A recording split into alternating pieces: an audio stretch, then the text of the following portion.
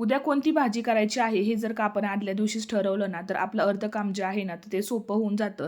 तर इथे आहेत ना, मी आज बनवलेली होती मटकीची भाजी. सगळा स्वयंपाक जो आहे तर तो लवकरच आवरून घेतलेला होता. कारण की मला बेडरूमची साफसफाई करायची होती, म्हणून सगळी कामं जी आहेत तर ती लवकरच आवरून घेतली आणि त्यानंतर मग बेडरूम जो आहे तर तो क्लीन करायला घेतला.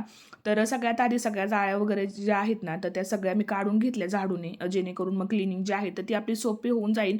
सोबतच फॅन वगैरे सुद्धा झटकून घेतले. आता कपाटावरती थोडासा पसारा होता, तो सुद्धा खाली काढून घेतला. आता ज्या न लागणाऱ्या गोष्टी आहेत, तर त्या सुद्धा मी लगेचच बाजूला काढून घेतल्या, जेणेकरून घरातील पसारा जो आहे, तर तो कमी होतो.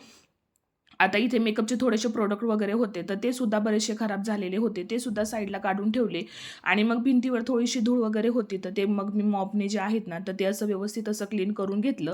दरवाजे वगैरे जे आहेत, तर ते सुद्धा क्लीन करून घेतले आणि सगळ्यात शेवटी बेडशीट जी आहे, तर ती सुद्धा चेंज केली. तर चला भेटूयात नेक्स्ट मिनी व्लॉगमध्ये. तोपर्यंत बाय.